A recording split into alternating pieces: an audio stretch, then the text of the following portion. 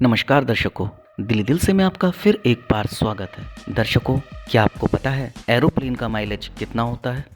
नहीं पता? तो चलिए आज मैं आपको बताता हूँ।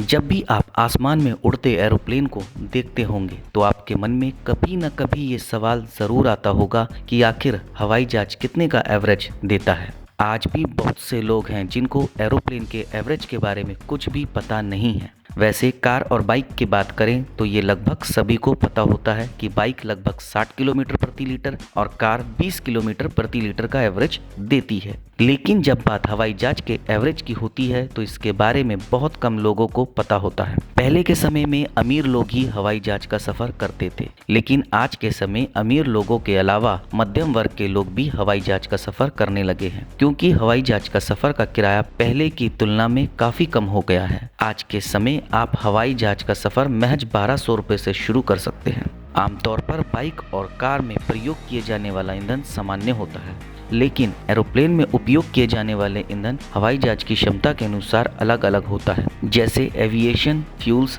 Jet fuels, aviation gasoline fuels और बायोफ्यूल्स आदि। इन ईंधन को प्लेन के इंजन की क्षमता के अनुसार प्रयोग किया जाता है। यहाँ हम आपको जाने माने विमान बोइंग 747 का उदाहरण देकर बताएंगे। यह दुनिया में सबसे ज्यादा चलने वाले विमानों में से एक है। इसकी गिनती दुनिया के सबसे बड़े विमानों में होती है। इस विमान में दुनिया भर में अपनी एक खास पहचान बनाई है। बोइंग 747 जैसे विमान एक सेकंड में 1 गैलन यानी करीब 4 लीटर ईंधन की खपत करता है। यदि उड़ान 10 घंटे की हो तो इसमें 36,000 गैलन यानी करीब 1,50,000 लीटर का फ्यूल खर्च होता है। आपको बता दें कि इसकी जानकारी बोइंग की एक वेबसाइट में भी उल्लेख की गई है, जिसके अनुसार बोइंग 747 1 किलोमीटर चलने पर करीब 12 लीटर ईंधन की खपत करता है।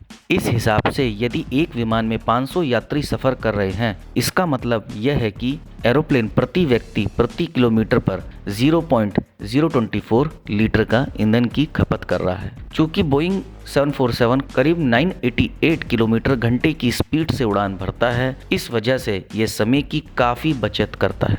जिस तरह बाइक, कार पेट्रोल का डीजल को बचाने के लिए कई तरीके अपनाए जाते हैं, उसी तरह एरोप्लेन में भी ईंधन की खपत को कम करने के कई तरीके अपनाए जाते हैं। जैसे हवाई जहाज को अधिकतर सीधे रास्ते में ले जाया जाए और एरोप्लेन को एक निश्चित स्पीड से उड़ाया जाता है। इन सब के अलावा हवाई जहाज का वजन भी उसके माइलेज में अहम भूमिका निभाता है। हवाई जहाज जितना भारी होगा, ईंधन की खपत उतनी ज़्यादा होती है। तो अब आप जान गए होंगे कि एरोप्लेन का माइलेज कितना होता है। यहाँ हमने आपको एरोप्लेन के माइलेज के बारे में बताया है। अब आपको पता चल गया होगा कि 1 किलोमीटर चलने पर हवाई जहाज 12 लीटर ईंधन की खपत करता है। हालांकि विमान के वजन के अनुसार माइलेज कम ज़्यादा हो सकता है।